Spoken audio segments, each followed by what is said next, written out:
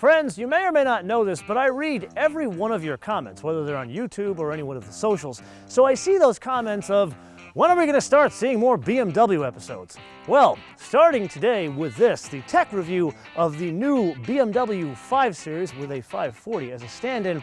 Probably in the next 2 months, you're going to start saying, can we please take a break from all these BMWs? So with that, let's start where we always start, the engine.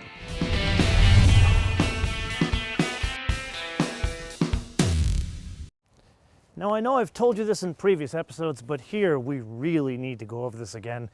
You guys need to get your notebook out, your iPad, perhaps even your Etch-a-Sketch, because there's a lot to cover. Yes, there's really only 3 engines on offer, but it's scattered over 4 different models.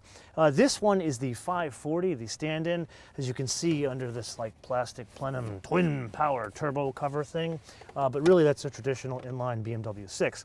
So let's start with the 530. The 530 is a 2-liter 4-cylinder direct injected gasoline turbocharged engine.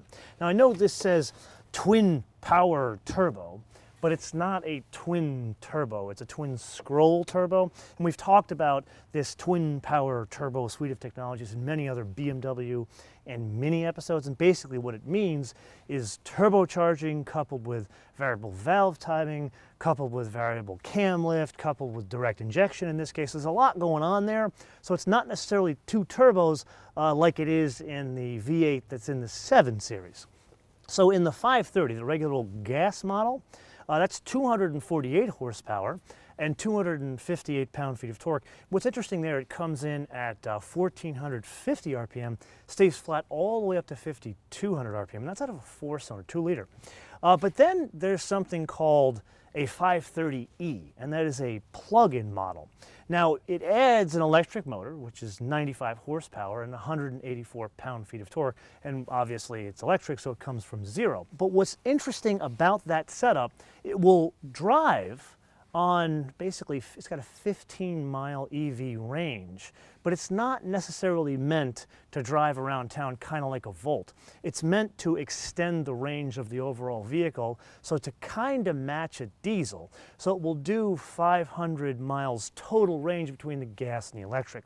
So it still has total system horsepower of 248, but the total system torque is actually 310. So with these systems, I know we've talked about this before, you don't just add the torque of both the electric and the gas and that's what you get, because it's not always working simultaneously. So one other little tidbit about the 530e, that one does qualify for the HOV stickers, which is somewhat of a neat trick. Now let's put that one aside and get to this. This is the 540. So 3-liter inline 6 direct injected twin power turbo setup, so the twin scroll turbo.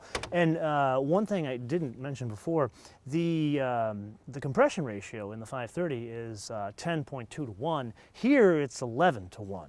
Now, there's a couple of interesting things going on here. Obviously, the output, 335 horsepower, comes in at 5,500 RPM, stays flat all the way up to 6,500 RPM.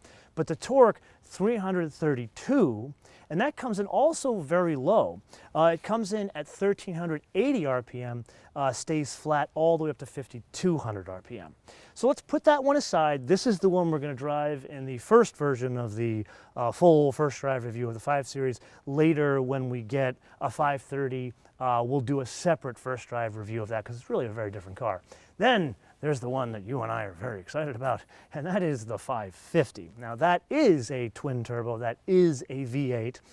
That one is 456 horsepower, but more importantly, it's 480 pound-feet of torque, which comes in at 1,800 RPM.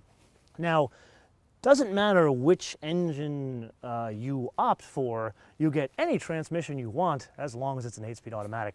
I had a good conversation with the man who runs the product for the 5 Series, great old car guy.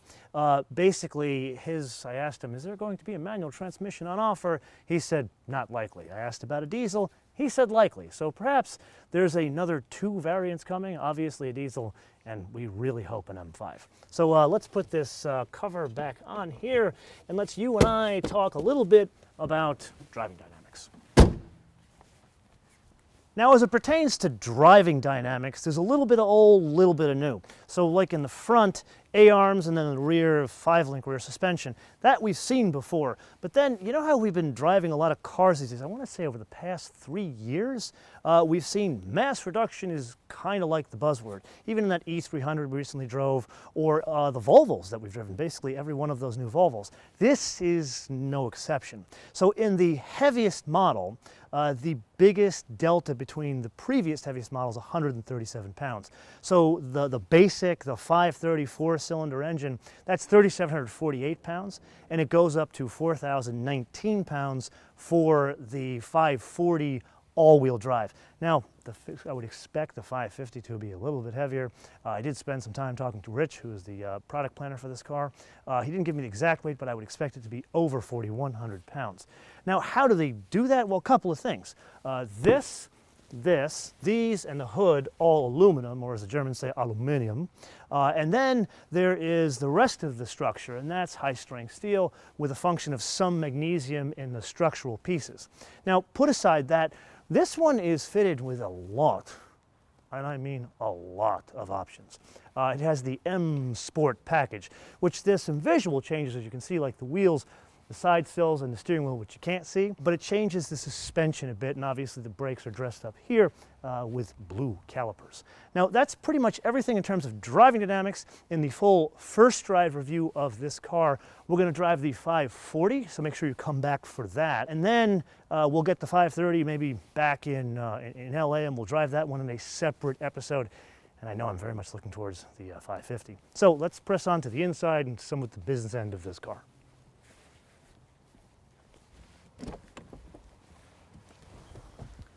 And then there's the interior. Now, do you remember about 1.5 years ago, you and I spent 2 episodes pontificating on the then new 7 Series? Well, the design theme of that, and I would argue the exterior and the interior, has cascaded down to this, the G30 5 Series, which is to say a good thing. Now, BMW for the longest time has been doing this small, medium, large design themes, and people now are starting to copy them. Mercedes has been doing it, Audi's been doing it for a couple of years, even I think Lexus is starting to do a little bit of it.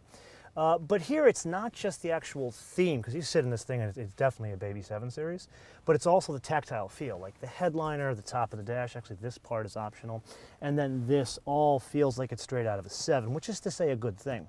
But then this one, let's just say it is fitted with a lot of options. This is like a Toyota Prius in options, I believe. So it hasn't escaped me that we're in Napa Valley right now, and this one is fitted with Napa leather seats, which are optional. The steering wheel is part of that M package I talked about. This finish here is optional. It's got not just 1, but 3 different driver's assistance packages. This dash top it's like a saddle finish, so you've the combination of the saddle here and the ivory here. Wouldn't say that's like extra cost optional, but this one, someone really took some time to spec this car out and make it really a thing of beauty. Then there's this cool party trick. This one is fitted with the Bowers & Wilkins stereo, which, Santa Maria, Madre de Dios. But it's not just the sound. In this case, they've got these speaker grills, which we've seen. I know I pontificate about these too much, but it's not just the grill itself. It's got a light show in here. So there's like almost a turbo fan that's lit up at night, and it works in conjunction with blue LEDs here. It's a very slick touch. Then over there, you know, I've been seeing these like TFT screens even in front of you here. Well, this one, it's actually somewhat like RoboCop. It's part human and part TFT screen. So the screen is here, but then it still has dials, old school bezels, still fitted to the dash. That is a nice touch that I'd like to see more of. And then some newfangled stuff. This one is fitted with Apple CarPlay. But what's interesting about this, it's the first car fitted with wireless Apple CarPlay. So what it does is it connects wirelessly to the phone, not just over Bluetooth, but Wi-Fi, and then it works in conjunction with the infotainment system, this 10.2-inch screen. It works in conjunction with that to run just like all the Apple CarPlay systems you and I have played with in the past. Now, one thing I will say, you've got this huge screen, it's 10.2-inch screen, but in Apple CarPlay, it's cut off, and you could tell they've basically took the developer kit from Apple and just kept with the widest screen resolution and didn't change it from there, which open letter to the folks at the Fizz, which is the technology center in North Munich. Maybe we could make it work all the way across the screen. That would be a nice touch. We'll play around with this in the full first drive review, so make sure you come back for that. Then there's obviously wireless charging, and I think that's basically everything. I know I'm kind of out of breath talking to you about all this stuff in here, so we will spend more time talking about the interior and the full first drive review. With that, let's go back outside. So in summary, what do we got? Well, there's really no other way to put this. This is kind of the de facto standard of the mid-size sports sedan world.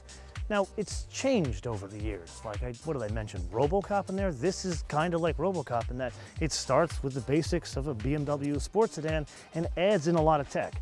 Tech that you and I are going to unpack in the full first drive review of the 540, so make sure you come back for that. But in the interim, I want to go back to design. Now, we did mention that this is small, medium, and large, and this is something that BMW has been doing for years. But my question to you is, many other car manufacturers are now doing the same thing. Mercedes now copies this. Audi's been doing it for many years. So, do you like it, or would you rather see a completely different paradigm in design for a 5 Series, which is completely different from a 7 Series? Granted, some elements that still say they're both BMWs, but just a totally different paradigm based on the different size or class car. And don't just tell me what you prefer, but tell me why or why not. And for good measure, throw in what region of the world you come from. Let me know in the comments below or via our social media, MotoManTV all one word, MotoManTV all one word, Facebook, Twitter, and Instagram. And with that, I want to leave you with 2 things. Number 1, make sure you download our fancy new mobile application, which you can download for free at Apple iTunes and Google Play. And oh, by the way, we are live as a plane goes over. I'm going to tell you again, we are live on 5, count them 5 international airlines. And number 2, I want to leave you with a fun fact. So I talked a little bit about the Apple CarPlay integration. Sadly, no Android Auto integration yet, but there is something different, and that is Alexa. Go figure. Until I see you in the full first drive review of the 540, bis später.